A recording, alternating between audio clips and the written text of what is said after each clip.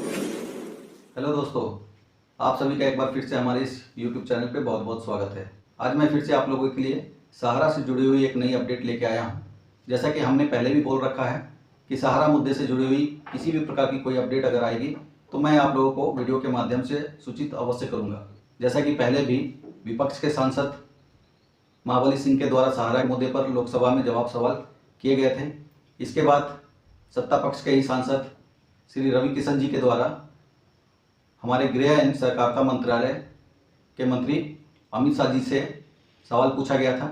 इसके बाद इस बार सत्ता पक्ष के दो सांसदों ने फिर से सहकारिता राज्य मंत्री श्री BL वर्मा जी से सवाल पूछे हैं। तो चलिए मैं इन दोनों सांसदों के द्वारा जो भी सवाल पूछे गए और इसके जवाब में हमारे सहकारिता राज्य मंत्री ने क्या जवाब दिया है, इसकी पूरी वीडियो को आपको यहाँ दिखाता हूँ। फिर हम लोग इस पर एक विशेष चर्चा करेंगे। तो पहले आप लोग इस वीडियो को देख लीजिए। श्रीमती सीमा द्विवेदी। सभापति महोदय, मैं आपके माध्यम से सरकार को धन्यवाद देना चाहूँगी कि ग्रामीण तथा शहरी सरकारी बैंकों को आगे बढ़ाने के लिए सरकार का बहुत महत्वपूर्ण प्रयास चल रहा है। महोदय, मैं आपके माध्यम से जानना चाहती हूँ कि बहुत सी सरकारी बैंकें मृतप्राय सी हो गई हैं। मैं सरकार से जानना चाहती हूं कि जो जनता का पैसा ऐसी बैंकों के पास अभी भी जमा है, क्या उन बैंकों को मजबूत करके सरकार द्वारा उस पैसे को वापस करने पर कोई विचार किया जाएगा अथवा कोई ठोस कदम उठाया जाएगा, ये मैं जानना चाहती हूँ। Honourable minister.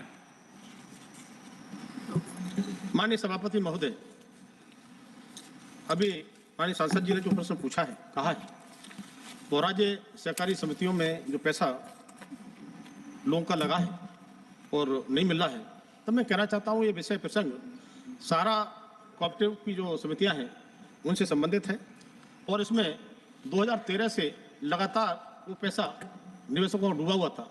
लेकिन माननीय सहकारिता मंत्री जो माननीय अमित शाह जी हैं, उन्होंने पहल करके और इसमें पोर्टल लॉन्च करके और इसमें इस प्रकार के जो निवेशक थे जिनका पैसा नहीं मिल रहा था, उनके लिए आवेदन की प्रक्रिया उसमें दी गई है और इसमें अब तक करोड़ों जो निवेशकों का पैसा था उनमें से लगभग 3 करोड़ निवेशकों ने रजिस्ट्रेशन किया है और उसमें हमने पैसे वापसी की भी प्रक्रिया चालू कर दी है और काफ़ी निवेशकों को पैसा वापस भी हुआ है और उस प्रक्रिया से गुजरकर जितने निवेशक उसमें आएंगे सभी का एक एक पैसा दिया जाएगा। पहले छोटे निवेशकों को पैसा हम दे रहे हैं, 10-10 हज़ार से स्टार्ट किया है और चूँकि 5-4 करोड़ रुपये हमको मिला है सुप्रीम कोर्ट से, आने वाले समय में हम उसको जितनी आवश्यकता पड़ेगी पैसे को देंगे और एक एक पैसा सभी निवेशकों को लौटाने का काम किया जाएगा। और सप्लीमेंट्री श्री सुशील कुमार मोदी।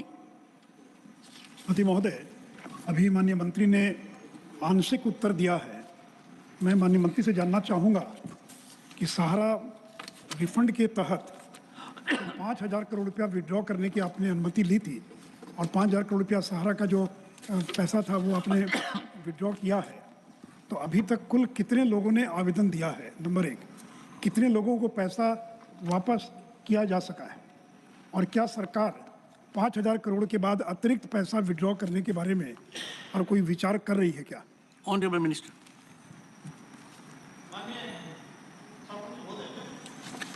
अभी माननीय सांसद जी ने उस विस्तार से उस सारा के इन्वेस्टर्स के संबंध में चर्चा की है, तो मैं कहना चाहता हूं कि अभी तक लगभग 3 करोड़ से अधिक लोगों ने रजिस्ट्रेशन किया है, आवेदन किया है और उसमें 80,000 करोड़ के लिए आवेदन किया है।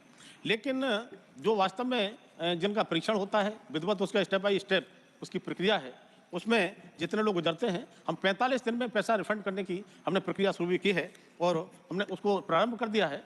लेकिन मैं कहना चाहता हूं कि सारा समूह की सहकारी समितियों के वास्तविक जमाकर्ताओं को पारदर्शी तरीके से भुगतान करने के लिए एक पोर्टल लॉन्च जो हमने किया है, उसकी पहचान, उनकी जमा राशि और दावा का प्रमाण प्रस्तुत करने के बाद संवितरण शुरू हो चुका है। लेकिन जैसे जैसे आवेदन की प्रक्रिया से गुजरने के बाद में वो पूरा होगा और एक एक पैसा देने का माननीय सहकारिता मंत्री जी ने तय किया है। अभी 5,000 करोड़ हमको सुप्रीम कोर्ट से मिला है और जब इस पैसे का वितरण हो जाएगा तो उसे हम फिर सुप्रीम कोर्ट में जाएंगे और पैसे को जितनी आवश्यकता पड़ेगी लेंगे। लेकिन ये संकल्प माननीय सहकारिता मंत्री जी का है कि जो गरीब हमारे निवेशक हैं, लगातार जो भटक रहे थे और कुछ तो इस प्रकार के लोग, तो लगता था उनको पैसा मिलेगा नहीं, लेकिन जिस तरह से इसमें प्रक्रिया अपनाई गई है और माननीय सहकारिता मंत्री जी ने तेजी दिखाई है, तो मैं कह सकता हूं एक एक निवेशक का पैसा वापस होगा और आने वाले समय में सुप्रीम कोर्ट से जब 5,000 पूरा हो जाएगा दोबारा से फंड मांगेंगे, वो पैसा मिलेगा और एक एक पैसा बांटने का काम करेंगे।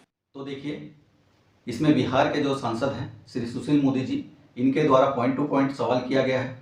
यहाँ पे इन्होंने बहुत अच्छे सवाल रखे हैं।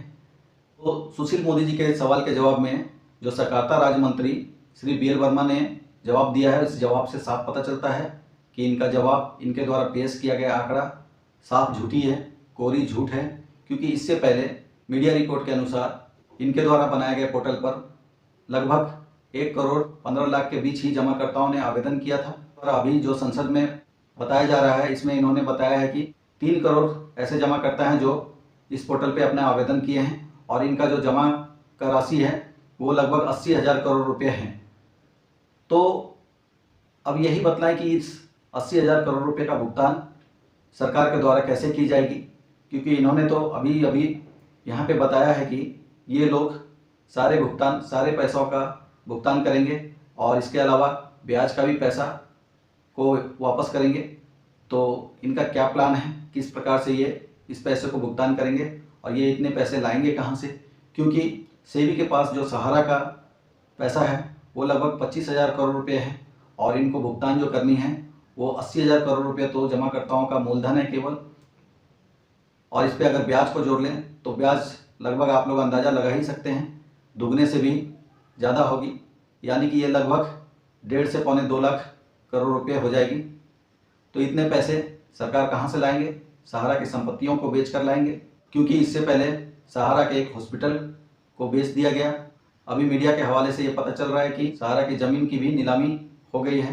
तो सहकारिता राज्य मंत्री के द्वारा संसद में जो आंकड़ा पेश किया गया है, क्यों ना सरकार इस आंकड़े को, जब सुप्रीम कोर्ट में बार बार इस केस की डेट पड़ती है और वहाँ पे रिपोर्ट पेश करनी होती है, तो वहाँ पे ये लोग किसी प्रकार की कोई रिपोर्ट नहीं पेश करते हैं और संसद में आकर इस तरह की कोरी झूठ बोलते हैं। रटी रटाई सारे सांसदों के द्वारा, सारे सत्ता पक्ष के मंत्रियों के द्वारा एक ही सा जवाब दिया जाता है। तो क्या पता ये इन लोगों की किसी प्रकार की चाल तो नहीं है, लेकिन मैं बता दूं कि अब भारत की भी जनता इतनी बेवकूफ़ नहीं है। लगभग 12 से 13 करोड़ जमाकर्ताओं का पैसे का सवाल है।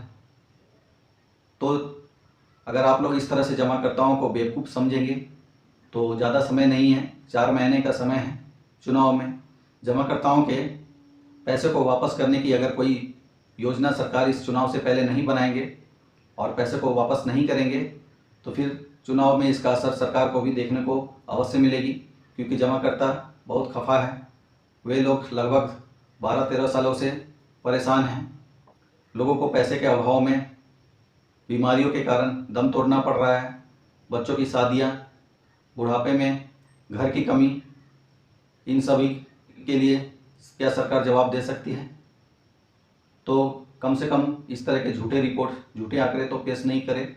सरकार को सहारा के जमाकर्ताओं को 5,000 करोड़ रुपए को वापस करने में लगभग 9 महीने का समय लग चुका है और अभी तक सरकार के पास ऐसी कोई आंकड़ा नहीं है, ऐसा कोई रिपोर्ट नहीं है कि उन्होंने सहकारिता मंत्रालय के द्वारा बनाए गए पोर्टल के माध्यम से कितने लोगों का पैसा अभी तक दिया जा चुका है और कितने का बकाया है। और लगभग मैक्सिमम लोगों को तो डिफिशिएंसी बताकर ही उनके क्लेम को रिजेक्ट कर दिया गया है। तो इस 80,000 करोड़ रुपए को वापस करने में सरकार कितने सालों का समय और लेगी? तो इस तरह के आंकड़े, झूठे आंकड़े पेश ना करें। और जब इनको सुप्रीम कोर्ट में जवाब देनी होती है, सुप्रीम कोर्ट में आंकड़े पेश करनी होती है, सुप्रीम कोर्ट में 5,000 करोड़ रुपये का जब रिपोर्ट मांगा जाता है तो वहाँ पे ये लोग आंकड़े पेश नहीं करते हैं। तो इस तरह से जनता को मूर्ख ना बनाएं और जल्द से जल्द कोई योजना बनाकर जमाकर्ताओं के पैसे को वापस करने की कोशिश करें।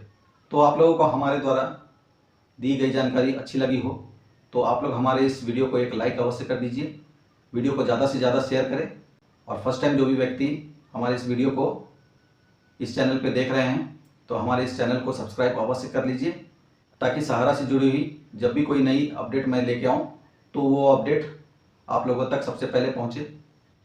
और अगर आप लोगों के मन में किसी प्रकार की कोई सवाल है तो आप लोग हमारे कमेंट वाले बॉक्स में जाकर कमेंट अवश्य कीजिए, मैं आप लोगों का कमेंट का रिप्लाई ज़रूर करूँगा।